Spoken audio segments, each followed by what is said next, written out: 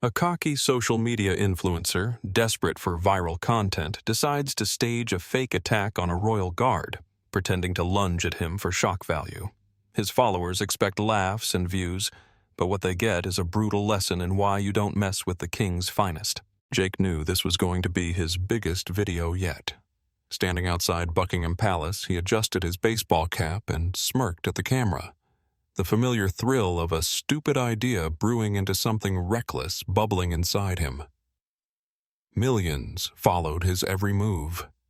They expected shock value, content that pushed the limits, pranks that made security guards, restaurant owners, or random people on the street look foolish. Today, he had bigger prey. Today, he was going after a royal guard. The idea had come to him a week ago while scrolling through his feed. A clip of a drunk tourist being ignored by the guards had racked up millions of views, with people joking about how nothing could make them react. Jake saw an opportunity. If he could be the guy who finally made a royal guard flinch, break character, or even shove him away, that would be internet gold. And if things got tense, even better. People loved drama. If a guard even twitched, it would be a guaranteed viral hit. So he planned it all out. Step 1. Act like a dumb tourist. Get in the guard's face, wave, talk loudly, annoy him. Step 2. Fake a sudden, aggressive movement. Pretend to lunge at the guard, just enough to get a reaction. Step 3. Stop at the last second. Laugh, play it off as a joke. Step 4. Post the clip with a clickbait title like, "OMG, Royal Guard attacks me for no reason." It was flawless. Jake had pulled off controversial pranks before, pushing the limits without ever quite crossing into arrest-worthy territory. He figured this would be the same. He was wrong. Jake's camera crew, 2 of his buddies, had already scoped out the best angles. One stood near the main entrance, blending in with the tourists.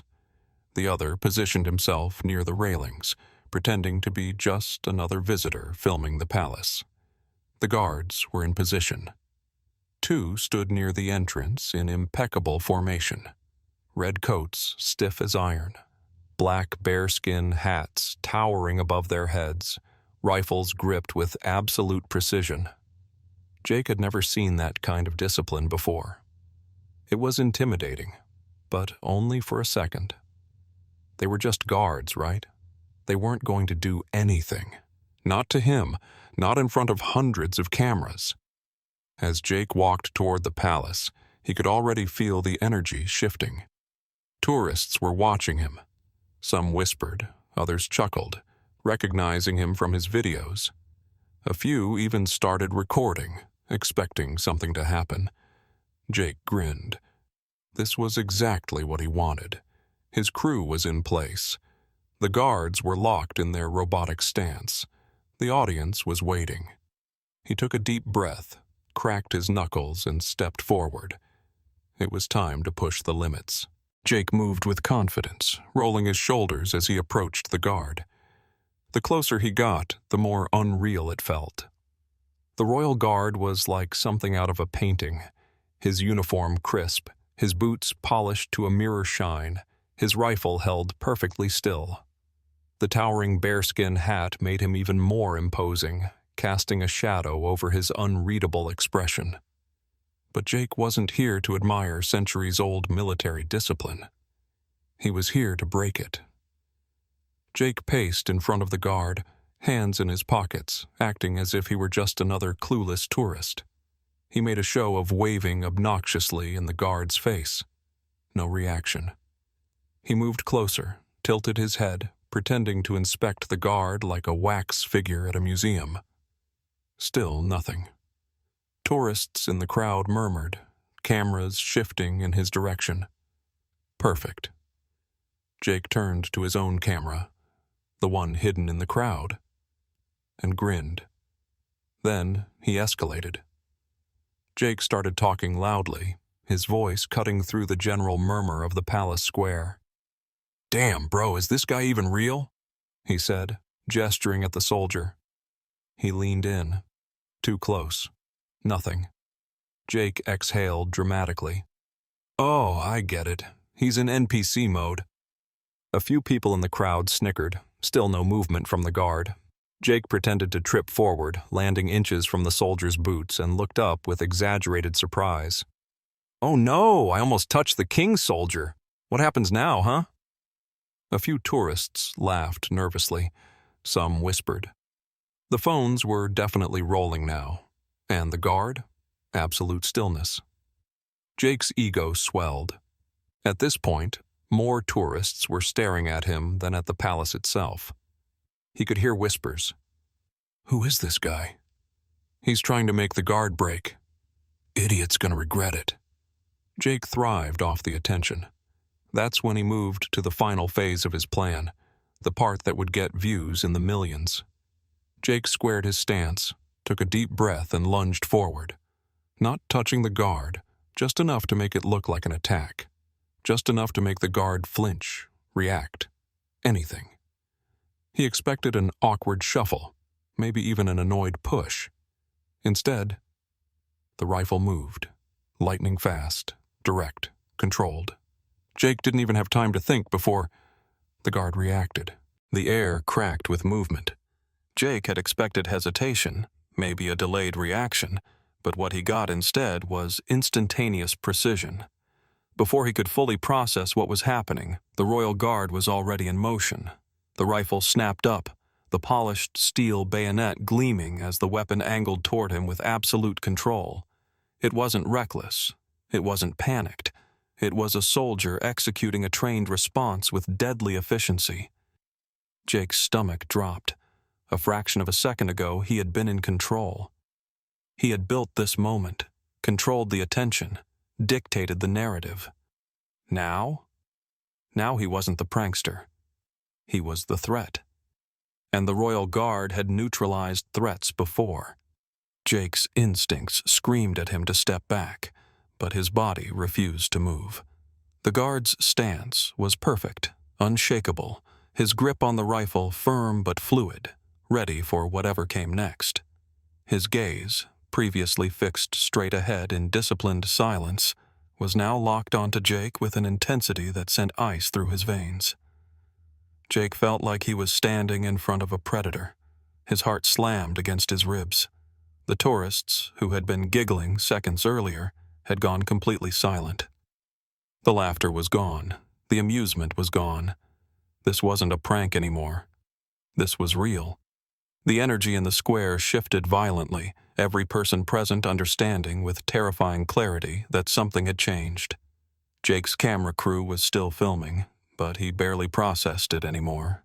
He barely registered the crowd, the whispering, the raised phones. All he could focus on was the soldier standing in front of him.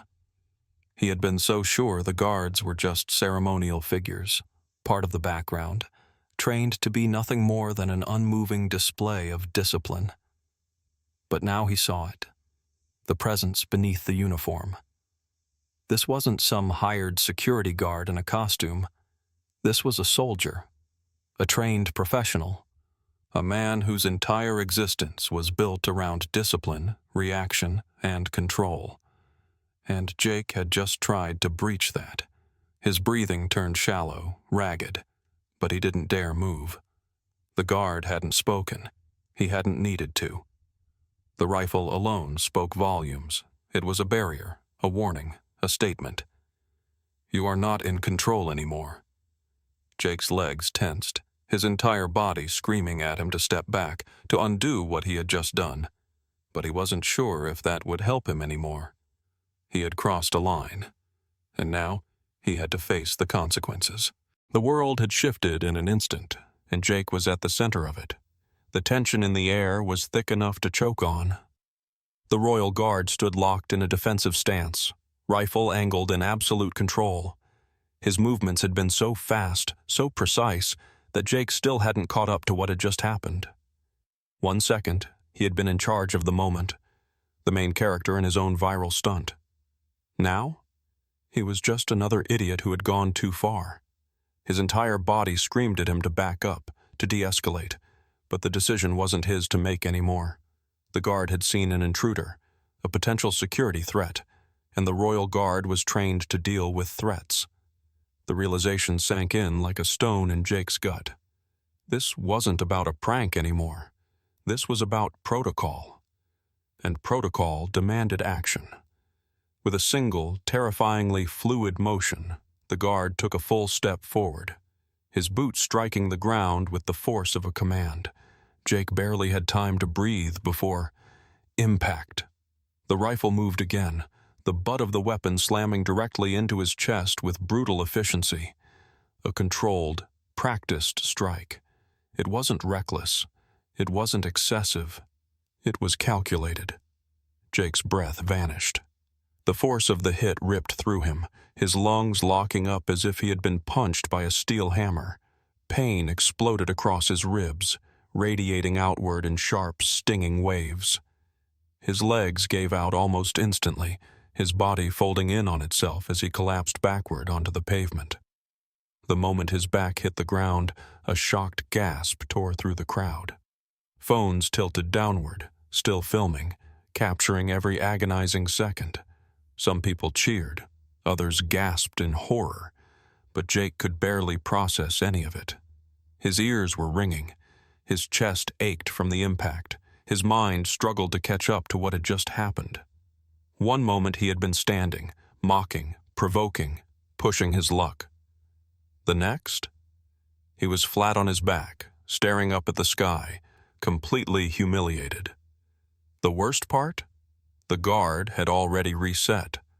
Jake, still gasping for air, blinked up at him, expecting to see some kind of reaction. A smirk, a glare, anything. But there was nothing. The guard had already returned to his post, standing as rigid and unmoving as he had before, his rifle now back in its original position, as if Jake had never existed at all. The cold realization sank in. Jake had thought he could make history. Instead, he had been dismissed. His entire body throbbed, his pulse hammering in his ears as he struggled to sit up. The crowd was still buzzing, the energy around him a mixture of shock, amusement, and second-hand embarrassment. And then, the sound of heavy boots. A new kind of dread crept up his spine. Because if the guard wasn't reacting anymore, it meant that someone else had. Jake turned his head, just in time to see the Metropolitan Police closing in. His blood turned ice cold. The prank was over. Now it was time to face reality. Jake barely had time to process the pain before the reality of his situation hit him even harder than the guard's rifle. Heavy boots pounded against the pavement, moving with calm, deliberate authority. The crowd, still buzzing with excitement and shock, parted like water, making way for the approaching officers. 2 Metropolitan Police officers closed in, their expressions unreadable, their presence a final, undeniable confirmation that this was no longer a game. Jake's chest still burned from the impact, his ribs sore, his breathing ragged. But none of that mattered anymore. Because now, it was worse than pain. Now, it was consequences.